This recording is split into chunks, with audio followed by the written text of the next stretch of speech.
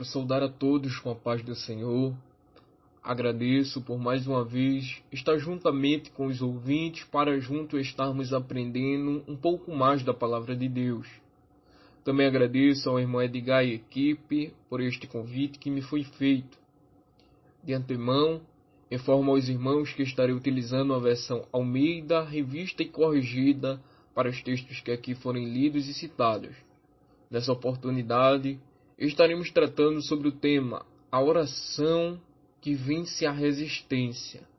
Esse tema está baseado em Neemias, capítulo 4, versículos 1 a 5, que diz: E sucedeu que, ouvindo Sambalate que edificávamos o muro, ardeu em ira e se indignou muito e escarneceu dos judeus, e falou na presença de seus irmãos e do exército de Samaria, e disse: Que fazem esses fracos judeus?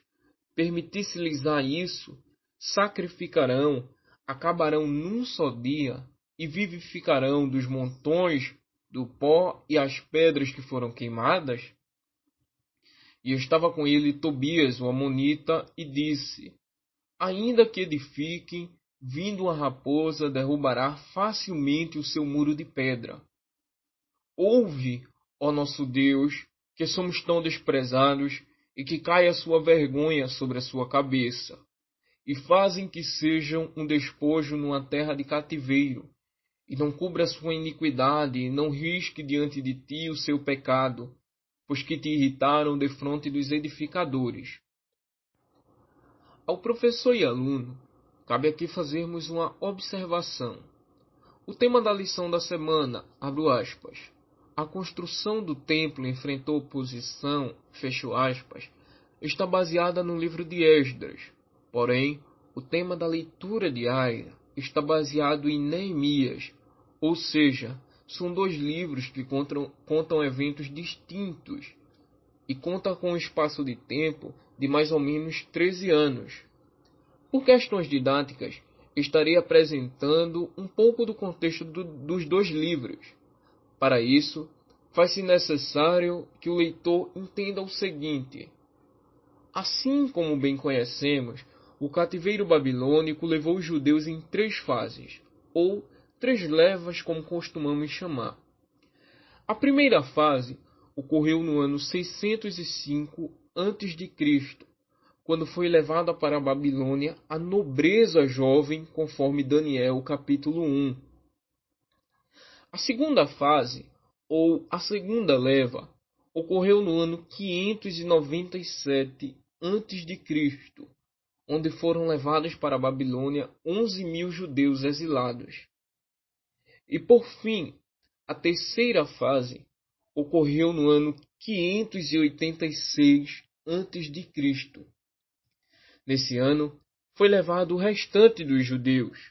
Jerusalém foi completamente destruída, assim como o templo. Os utensílios que havia nele foram levados para a Babilônia. Já cativos, a descrição dos judeus era: junto aos rios da Babilônia, ali nos assentamos e choramos quando nos lembramos de Sião. Sobre os salgueiros que há no meio dela, penduramos as nossas harpas. Pois lá aqueles que nos levaram cativos nos pediam uma canção, e os que nos destruíam que os alegrássemos dizendo: Cantai-nos uma canção de Sião. Como cantaremos a canção do Senhor em terra estranha?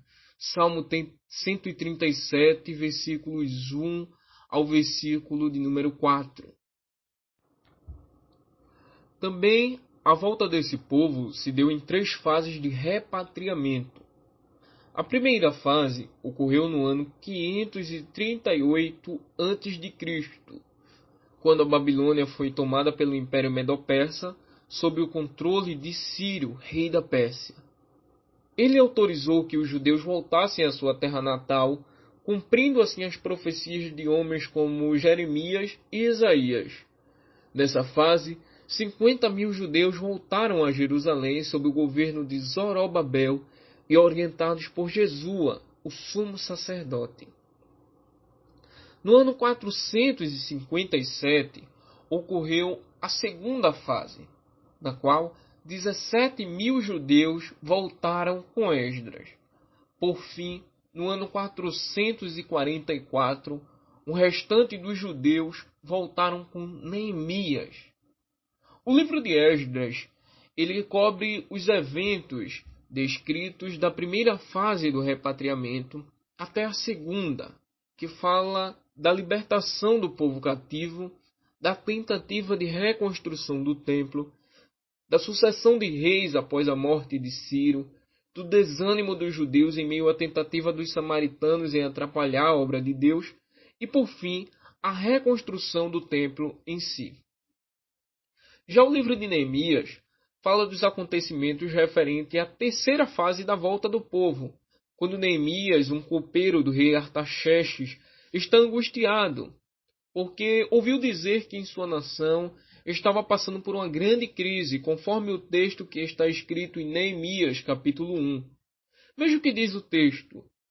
E sucedeu que no ano Quisleu, ou melhor, e sucedeu no mês de Quisleu, no ano 20º, estando em Susã, a fortaleza, que veio Anani, um de meus irmãos, ele e alguns de Judá.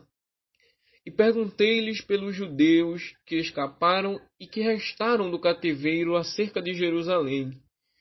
E disseram-me, os restantes que não foram levados para o cativeiro, lá na província estão em grande miséria e desprezo, e o muro de Jerusalém está fendido, e as suas portas queimadas ao fogo. Nesse instante, a Bíblia nos informa que Neemias se lamenta diante do ocorrido, até em um certo dia que se encontra com o rei Artaxerxes, provando do vinho, como sempre, e dando ao rei. Só que dessa vez ele acrescenta um detalhe ao texto. É que pela primeira vez ele se encontra triste diante do rei. O rei percebe isso e, depois de toda uma conversa, libera a terceira parcela dos judeus para voltarem à sua nação juntos e edificarem os muros e proteger a cidade santa. A reedificação dos muros, assim como a do templo, sofreu oposições. A primeira oposição está logo na chegada de Neemias a Jerusalém, quando ouvimos falar de Sambalate e Tobias pela primeira vez. Veja Neemias, capítulo 2, versículo 10, que diz: O que ouvindo Sambalate, o horonita, e Tobias, o servo amonita, lhes desagradou com grande desagrado, que alguém viesse procurar o bem dos filhos de Israel. O segundo momento de oposição está em quando Neemias declara o seu propósito. Veja Neemias, capítulo 2, versículos 17 a 19, que diz: Então lhes disse: Bem vede vós a miséria em que estamos, que Jerusalém está assolada, e que as suas portas têm sido queimadas. Vinde, pois, e reedifiquemos o muro de Jerusalém, e não estejamos mais em vergonha. Então lhes declarei como a mão do meu Deus me fora favorável, como também as palavras do rei que ele me tinha dito. Então disseram: Levantemo-nos e edifiquemos, e esforçaram as suas mãos para o bem. O que ouvindo Sambalate, o horonita, e Tobias, o servo amonita, e Gesem, o arábio, zombaram de nós. E desprezaram-nos e disseram: Que é isso que fazeis? Quereis rebelar-vos contra o rei? Neemias capítulo 2, versículos 17 a 19. Diante do oposto, diante do exposto, de tantas oposições, os judeus iniciam a obra de reedificação dos muros. Todavia, como já esperado, Sambalate e Tobias tentam por mais uma vez impedir esse plano. Veja o texto em Neemias, capítulo 4, versículos 1 a 3. E sucedeu que, ouvindo Sambalate que edificávamos o muro, ardeu em ira e se indignou muito, e escarneceu dos judeus, e falou na presença de seus irmãos e do exército de Samaria: que fazem esses fracos judeus? Permitisse-lhes isso? Sacrificarão, acabá-lo-ão num só dia? Vivificarão os montões do pó, as pedras que foram queimadas? E estava com ele Tobias, o amonita, e disse: ainda que edifiquem, vindo uma raposa, facilmente o seu muro se tornará em pedra. Neemias capítulo 1, versículos 1 a 3. Nos dois versículos seguintes, temos uma interjeição, ou como um comentarista a chama, a oração incidental de Neemias. Veja o que diz os versículos 4 e 5. Ouve, ó nosso Deus, que somos tão desprezados, e caia a sua vergonha sobre a sua cabeça, e faze com que seja um despojo numa terra de cativeiro. E não cubras a sua iniquidade, e não risque diante de si o seu pecado, pois que te irritaram defronte dos edificadores. É interessante como o escritor abandona a descrição dos eventos para algo que o considera mais importante. Neemias deixa de lado todo o descritivo, deixa de lado o seu estilo literário, deixa de lado os acontecimentos e agora põe em foco uma oração. Claro, por não haver conhecimento da graça naquele tempo, o que mais devemos tomar como exemplo não é o conteúdo dessa oração, e sim o simples fato de que, diante de toda uma confusão, Neemias escolhe orar a Deus. Como já dissemos anteriormente, o centro dessa mensagem é transmitir que a oração vence a resistência. Vivemos em uma geração na qual muitas vezes o Evangelho é vendido com a falsa promessa de que não enfrentaremos crises, de que basta seguir alguns passos que estaremos livres de toda mágoa, de toda dor, como se existisse um manual. Os que fazem tal coisa ignoram os exemplos de oposições sofridas por homens como Abraão, Isaque, Jacó, Moisés e assim também os judeus que aqui citamos. Mas podemos dizer que a resistência enfrentada pelos judeus e a atitude de Neemias estão relacionadas a pelo menos duas verdades. A primeira: sempre que quisermos fazer algo para Deus, devemos estar cientes de que enfrentaremos algum tipo de oposição.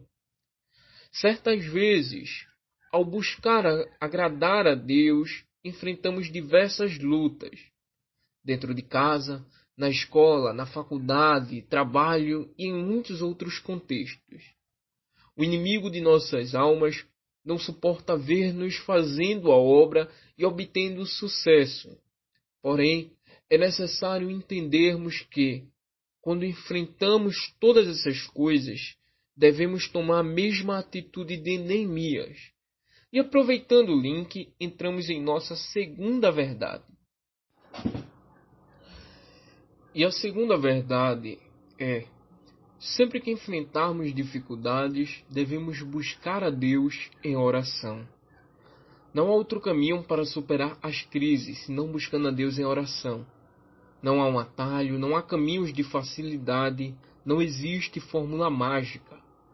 A oração é o meio de encontrarmos-nos com Deus, assim como Adão encontrava-o no jardim todas as tardes. A Bíblia fala de homens que oraram a Deus e obtiveram respostas da parte de Deus. Ana orava a Deus e ele lhe concedeu um filho. Jó orou em um momento de crise e, apesar do silêncio, da zombaria de seus amigos, obteve uma resposta no final. Poderíamos citar outros exemplos, como Gideão, Davi, Esther, mas os aqui citados já são suficientes para que entendamos que a oração vence a resistência e que Deus nos abençoe.